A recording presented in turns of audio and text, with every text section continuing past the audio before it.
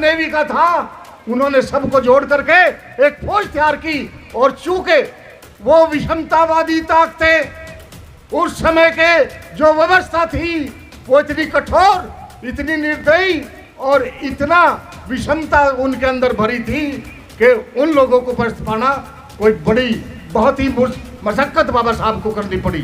तो साथियों, समता सैनिक दल एक ऐसा दल है जो पहले भी और अब जरूरत पड़ी, यदि बाद में भी अब भी संविधान को बचाने की जरूरत पड़ी, तो केवल आप लोग समता सैनिक दल बाबा साहब के दिए हुए संविधान को बचाने का कार्य करेगा और करता आया है। इसलिए भी समता सैनिक दल जरूरी है। हमारे सारे जहांबाज सैनिक हैं। जहां एक सैनिक खड़ा हो जाता है तो कम से कम 100 जो भीरू व्यक्ति है उन पे भारी पड़ता है।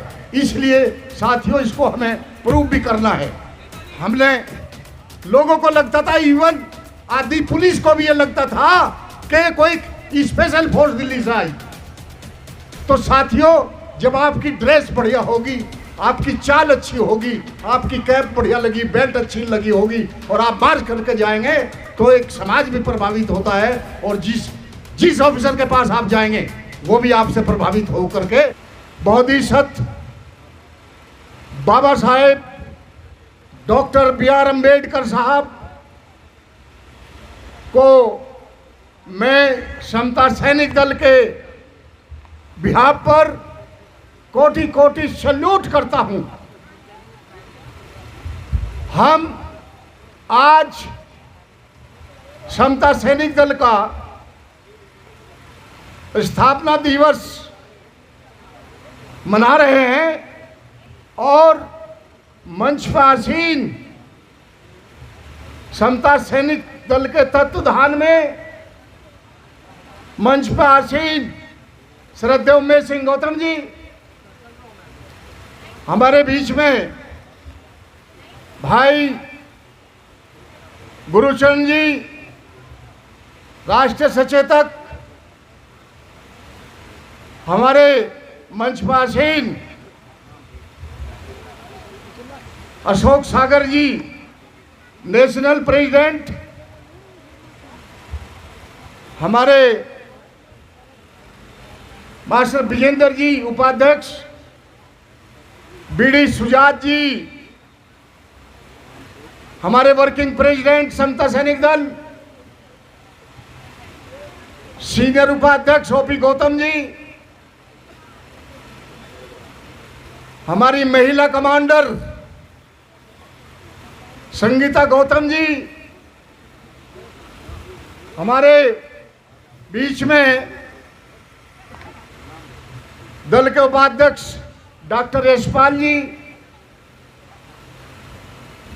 हमारे दल के प्रवक्ता एडवोकेट सुरेंद्र कुमार जी,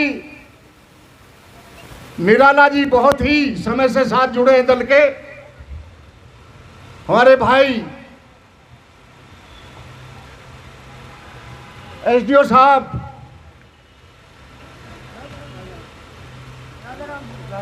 राजा राम जी, हमारे बीच में बहुत ही जुझारू साथी सुरजीत गौतम जी, गंगा सागर जी, एडवोकेट भाई श्रीवास्तव जी और हमारे बहुत ही इम्पोर्टेंट व्यक्ति जो दल को हमेशा एडवाइज करते हैं, सलाह देते हैं समय पर और बहुत ही सामाजिक हैं। हमारे बीच में हमारे बड़े भाई प्रकाश चंद्र गौतम जी, दिल्ली प्रदेश के अध्यक्ष, हमारे बीच में यूपी के अध्यक्ष भाई पीपी अशोक जी, बहुत ही जाबाज सिपाही, राजस्थान से आए भाई धर्मपाल बोध जी, बिहार से पासवान जी, गुजरात से मारू भाई और समता सैनिक दल की पूरी टीम। हमारे बीच में जो सोशल मीडिया का कार्य कर रहे हैं भाई अनिल गौतम जी, पीपल जी, राजकुमार गौतम जी और श्रद्धेय साथी, आप सभी को बहुत बहुत साधुवाद। हमारी जितनी भी महिलाएं आई, उनको सभी को मैं हृदय से नमन करता हूं। और श्रद्धेय साथियों, हमारे बीच में बहुत ही सीनियर एडवोकेट भाई सत्यवीर सिंह, जो इलाहाबाद हाई कोर्ट में हैं और आपके समाज का नाम ऊंचा कर रहे हैं, मैं उनको मंच पे आमंत्रित करता हूं। यदि वो कहीं हैं तो आ जाएं। श्रद्धेय साथियों, समता सैनिक दल राष्ट्र की एकता अखंडता को अक्षुण्ण रखने हेतु जाति विहीन, वर्ग विहीन, शोषण विहीन एक संघर्षरत संगठन है, जो देश में भाईचारा, क्षमता, स्वतंत्रता का प्रचार प्रसार करता है और मानव को मानवता से प्यार कराता है। साथियों, समता सैनिक दल 1924 में बाबा साहब ने समता सैनिक दल को बनाया और जितने भी सामाजिक परिवर्तन की लड़ाइयाँ थी, समता सैनिक दल के बैनर के नीचे बाबा साहब ने वो परिवर्तन की सामाजिक लड़ाई लड़ते हुए आज हम सभी को, जो आज हम बोल पा रहे हैं, देख पा रहे हैं, सुन पा रहे हैं, हमारे बच्चे आज इंजीनियर हैं, डॉक्टर हैं, आईएएस हैं, आईपीएस हैं, मंत्री हैं और इवन राष्ट्रपति हैं, मुख्यमंत्री हैं, वो केवल एंड केवल बाबा साहब की मेहनत से और बाबा साहब के दिए हुए संविधान से हैं। बाबा साहब के दिए हुए संविधान से हैं। ये जो हमारी जेब में पेन लगा हुआ है, ये भी बाबा साहब की देन है। जो हमारे पास आज हम कार में चलते हैं, वो भी बाबा साहब का उपकार है। जो हम बहुत अच्छे आज कपड़े पहनते हैं, वो बाबा साहब की देन है साथियों। और जो आज हम शिक्षाविद हैं, कानून हैं, सारा चीज हम देखे हैं, वो केवल एंड केवल एक महामानव, वो केवल एंड केवल बाबा साहब की देन है। और वो रास्ता प्रशस्त करने का जो संगठन है, इन सब मुसीबतों को झेल करके वो समता सैनिक दल एक ऐसा संगठन, बाबा साहब ने शुरुआती दौर में सभी जितने एक्स सर्विस मैन थे, चाहे वो डिफेंस का था, चाहे वो बीएसएफ का था, चाहे वो आर्मी का था, चाहे वो नेवी का था, उन्होंने सबको जोड़ करके एक फौज तैयार की। और चूंकि वो विषमतावादी ताकतें, उस समय के जो व्यवस्था थी, वो इतनी कठोर, इतनी निर्दयी और इतना विषमता उनके अंदर भरी थी कि उन लोगों को पस्त पाना कोई बड़ी, बहुत ही मशक्कत बाबा साहब को करनी पड़ी। श्रद्धेय साथियों, हमें बहुत ज़्यादा न कहते हो, मैं केवल ये कहूँगा कि आज हमें, अगर इस देश का संविधान है, एक बात समझ लीजिए, यदि इस देश का संविधान है तो हम हैं, और अगर संविधान नहीं है तो कुछ भी नहीं है। हमें इस संविधान को बचाने के लिए, हमें इस संविधान को बचाने के लिए समता सैनिक दल के सैनिकों का लाखों लाखों में हमें इसमें जोड़ना पड़ेगा। तभी जाकर के कहीं ना कहीं, चूंकि आपने देखा होगा जितने भी सामाजिक संगठन हैं, समता सैनिक दल को छोड़ करके या तो किसी ना किसी पार्टी के बंधुआ मजदूर हो गए, या वो गुलाम हो गए, या उनके शरीर में जबान नहीं रही।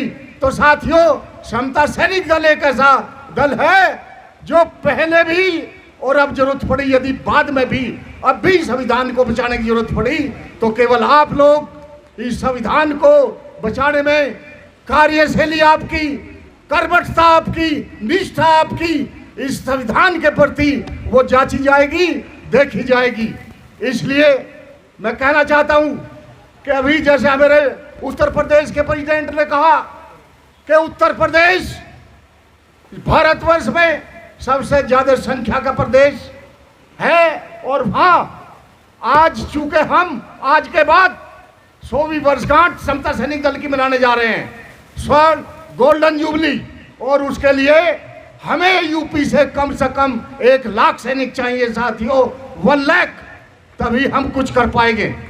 यदि ऐसा नहीं होता और केवल वही गिने चुने साथी आए तो साथियों इस समाज की लड़ाई नहीं लड़ी जाएगी, बहुत कम लोगों से नहीं लड़ी जाएगी। हमें बहुत बड़ा संघ बनाना होगा।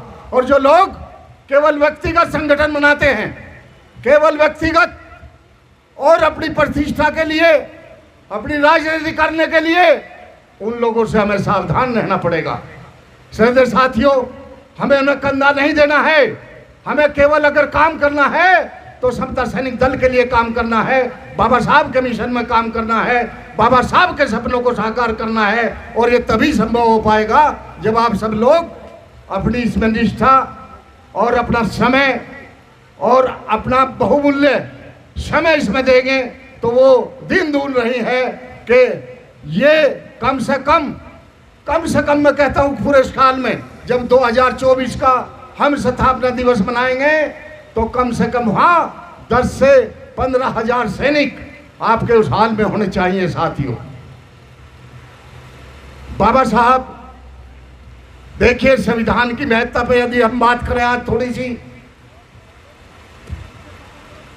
बाबा साहब ने जब संविधान दिया तो संविधान देते वक्त बाबा साहब ने कहा था 26 नवंबर 1949 कि आज से हम विषमतावादी अवस्था में पैर रख रहे हैं।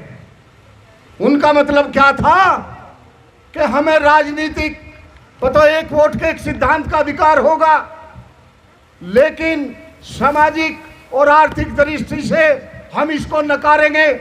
सामाजिक दृष्टि पर हमारा कोई ये नहीं रहेगा और आर्थिक दृष्टि में यदि हम इसको उसी तरह से अगर नहीं कर पाए तो समय दूर नहीं है जब लोकतंत्र की बहाली नहीं होगी।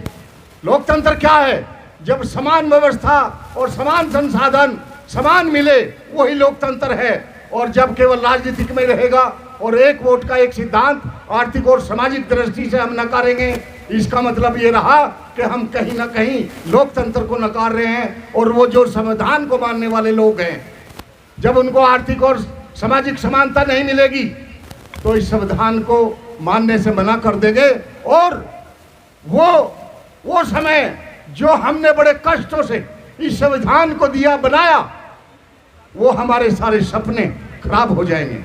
श्रद्धेय साथियों, उन्होंने आगे चल के ये भी कहा था कि किसी देश का संविधान कितना भी बढ़िया क्यों ना हो, यदि उसे मानने वाले लोग, उसे चलाने वाले लोग, उसके संचालक लोग, अगर उनकी नियत और नीति ठीक नहीं है तो वो भी संविधान बुरा माना जाता है और बुरा साबित होता है। और अगर कोई संविधान कितना भी बढ़िया क्यों ना हो, घटिया क्यों ना हो, और उसके मानने वालों की मानसिकता बढ़िया है, उसको बेहतर तरीके से वो चलाना चाहते हैं, तो वो भी संविधान अच्छा माना जाएगा। श्रद्धेय साथियों, बाबा साहब ने जो संविधान दिया, हमें उसमें जो अधिकार दिए, मौलिक अधिकार, मैं कहता हूँ कि आज हम सभी श्रद्धेय साथियों को यहाँ पर संविधान की प्रतियां भी देंगे। आज समय है कि आपको घर घर में बच्चे को, हर व्यक्ति को संविधान को पढ़ना है। अगर आपको सुरक्षित रहना है, आपको संविधान को पढ़ना है, संविधान को मानना है, संविधान को बोलना है, संविधान को पूरी तरह से अपनी अंतरात्मा में लेना है, तभी आप इस व्यवस्था से लड़ पाओगे। साथियों, बाबा साहब ने बहुत कष्ट झेल करके बहुत बड़ा ये जो किया कार्य, जो आज वो व्यवस्थाएं भी बाबा साहब को उस समय विरोध में रहते हुए उनको सबसे पहले कानून लिखने के लिए, संविधान लिखने के लिए दिया गया। उसके बाद उनको फर्स्ट कानून मंत्री बनाया गया। क्यों? क्योंकि वो शिक्षाविद थे, विद्वान थे, उन्होंने सब चीज सह करके एजुकेशन पर जोर दिया। मैं इस मंच के माध्यम से सभी साथियों को ये भी कहना चाहता हूँ कि आप जब भी कहीं जाएं, जिस समाज में जाएं, जहां आप दल को खड़ा करने के लिए जाएं, आप शिक्षा पे भी जोर दें और उनके रोजगार भी सर्जन हो, और तब तक वो बच्चे नहीं पढ़े लिखेंगे। चूंकि आज हम देख रहे हैं हमारा जितना भी नौजवान बच्चा है वो नशे में ज़्यादा होता जा रहा है। ये जो इस तरह के लोग हैं, इन लोगों ने वो दुकानें भी उसी एरिया में बनाई है ताकि ये लोग दारू के नशे के चक्कर में आकर के और पढ़ाई में इनकी प्रॉपर ना हो पाए। साथियों, समता सैनिक दल का गठन और समता सैनिक दल का जो ऑब्जेक्ट रहा वो यही है। कोई पूछेगा आपसे जाकर के कि हम समता सैनिक दल को क्यों माने, समता सैनिक दल को क्यों माने, तो आप उसको बताएंगे कि देखिए समता सैनिक दल का जो पहली बात यह है कि जहां जहां भी एट्रोसिटीज आज तक हुई पूरे भारतवर्ष में, समता सैनिक दल ने पहल की जा करके। चाहे वो फॉर एग्जाम्पल हरियाणा में दुलीना कांड हो, चाहे सनपेड़ कांड हो, चाहे गोहाना कांड हो, और चाहे मुर्शीपुर कांड हो, और यूपी में दनकौर कांड हो, गेजा कांड हो, सहारनपुर कांड हो, और ऐसे बहुत, राजस्थान में भी ऐसे बहुत कांड हुए, भरतपुर वगैरह और जयपुर जोधपुर तक। समता सैनिक दल के जाबाज सिपाही जहां भी थे उन लोगों ने जाकर उस पीड़ित परिवार के आंसू पोंछने का काम किया और उसको डीएम और एसएसपी से मिलकर उनको न्याय दिलाने का काम किया।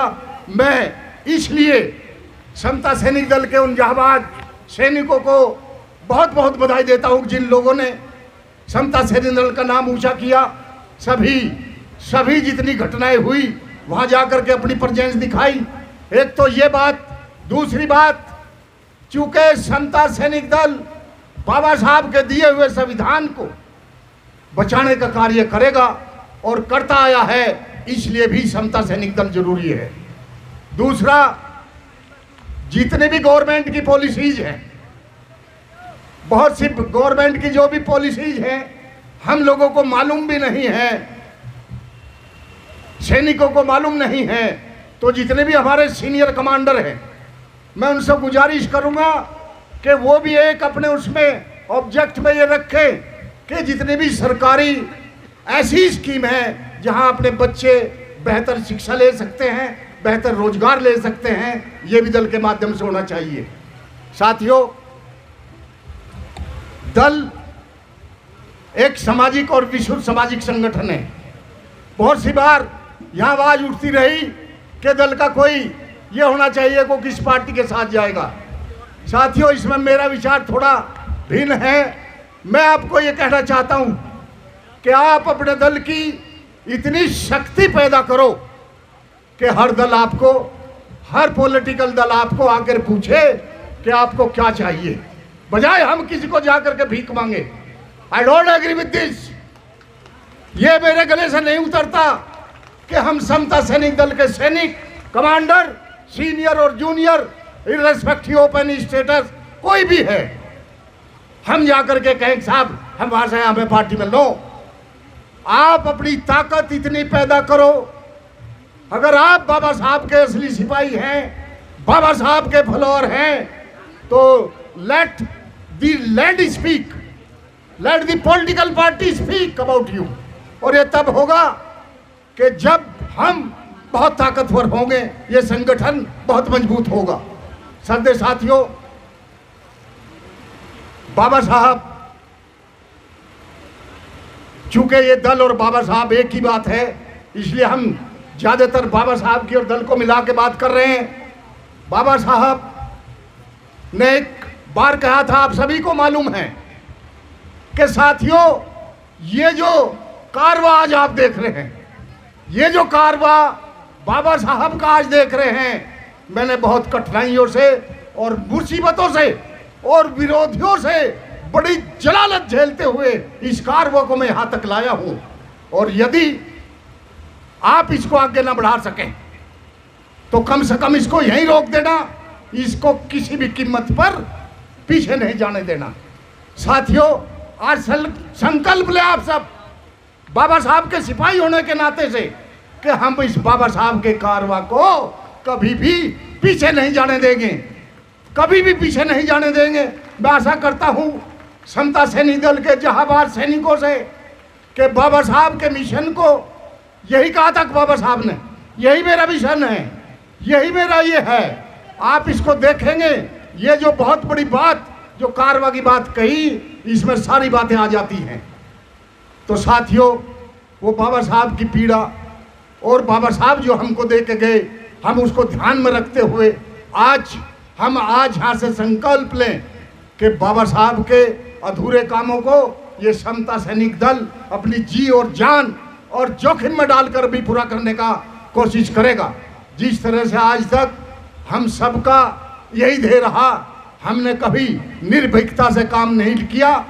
हमारे बीच में कोई सैनिक निर्भीक नहीं है, हमारे सारे जहांबाज सैनिक हैं। जहां एक सैनिक खड़ा हो जाता है तो कम से कम 100 जो भीरू व्यक्ति है उन पे भारी पड़ता है। इसलिए साथियों, इसको हमें प्रूव भी करना है।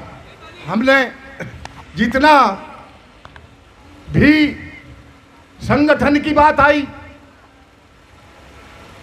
हमें डिस्ट्रिक्ट लेवल पर, ब्लॉक लेवल पर और प्रांत लेवल पर ये सारा का सारा संगठन बनाना है। हम एक स्टेट प्रेसिडेंट बनाते हैं, फिर हम कहते हैं कि जितनी भी पार्लियामेंट है उसका एक प्रेसिडेंट बनाइए, फिर कहते हैं जितनी भी विधानसभा है उसका एक प्रेसिडेंट बनाइए, फिर जिले का बनाइए और जिले के पीछे जितना भी ब्लॉक है उसमें बनाइए। अगर वो लोग 10-10 लोग भी करते हैं, जहां आप रह रहे हैं, यह आपकी रक्षा सुरक्षा का भी कार्य करेगा। ये केवल सबका ही नहीं, अरे आप जहां रह रहे हैं आपको भी तो सुरक्षा की जरूरत है। जब आप समाज में जाएंगे आपके भी 100 दुश्मन खड़े होंगे, उनसे लड़ने के लिए आपको स्थानीय लेवल पर अपनी रक्षा सुरक्षा के लिए भी संगठन की जरूरत है।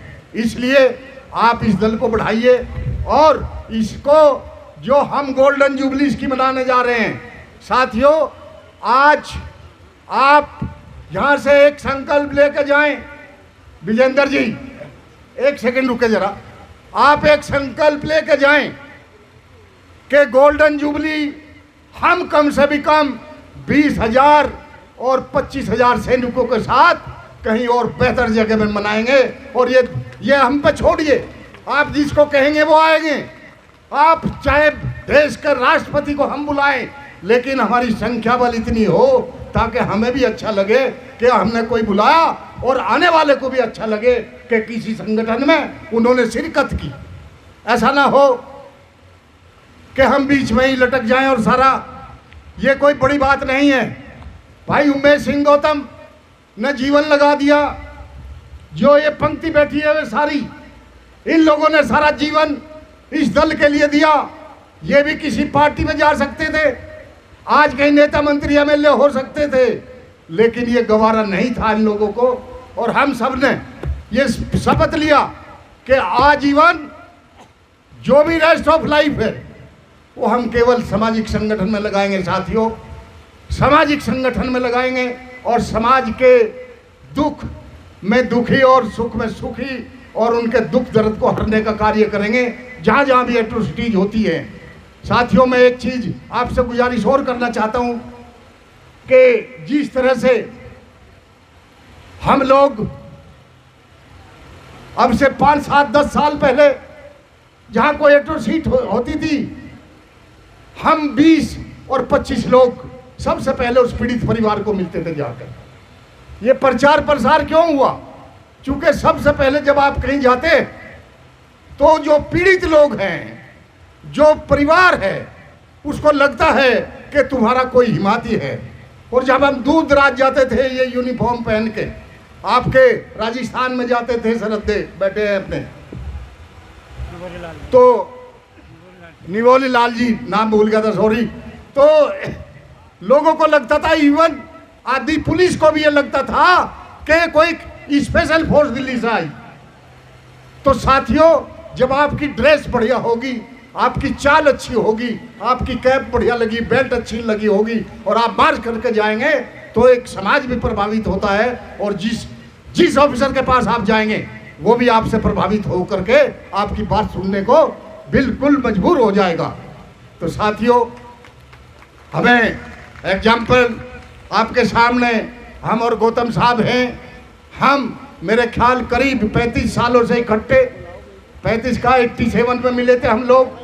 गौतम साहब 75 से ही लगे पड़े हैं। इन्होंने अपना पूरा जीवन लगा दिया। अरे इनकी बहुत भयंकर हृदय ऑपरेशन होने के बाद आज भी ये तुम्हारे बीच में दौड़ रहे हैं। आज भी देखिए इस अवस्था में, अभी 2 महीने नहीं हुए हार्ट ऑपरेशन को, हार्ट सर्जरी को, लेकिन उन्होंने, क्योंकि इनके खून में बाबा साहब के सपने, उनका मिशन इनके बूंद बूंद में बसा हुआ है, इसलिए जो हार्ट वाली बीमारी थी वो भी इनको छोड़ के भागी, इनसे डर के भागी। साथियों, अब देखो आपके बीच में बैठे हैं, नहीं तो हार्ट का कोई ऑपरेशन हो जाए और इतना लंबा हो जाए, वो 2 महीने में आ नहीं सकता आपके पास। तो ये एक आप सब लोगों की सद्भावनाएं, आपका विचार, आपकी बहुत इच्छा शक्ति, आपका आशीर्वाद, आपका प्यार ही इनको ठीक करके लेकर आया। और इसके साथ साथ दिक्कत यह है, जो इनको होता है मुझे भी हो जाता है। मुझे भी एक स्टंट डला हुआ है, एक मेरी लेग जॉइंट रिप्लेसमेंट हुआ है, इसीलिए मैं उस चेयर पे बैठा हूँ। कोई नहीं समझे ये बहुत बड़ी चेयर पे इसलिए बैठा कि वो मेरे से बैठने में दिक्कत हो रही थी। साथियों, मेरा कहने का मतलब ये है कि आज तक जितना भी हमारा रेस्ट ऑफ लाइफ है, 10 साल हो, 15 हो, 10 हो, 20 हो, और चाहे 5 ही दिन क्यों ना हो, हम तुम्हारे साथ हैं। कंधे से कंधा मिला करके साथ चलेंगे। आपको सीनियर साथियों का जब साथ मिल जाए, परिवार में जब होता है कोई बुजुर्ग, तो कोई नीचे वाले जो हैं वो कभी बूढ़े होते ही नहीं। इसलिए उनका जो आपका संयोग है, जो आपका उनका एक छत्र छाया है, उसका एक लाभ उठाए, इस दल को बढ़ाए। हम रहे ना रहे, ये बाबा साहब का दल उसी तरह चलता रहे। इन्हीं शब्दों के साथ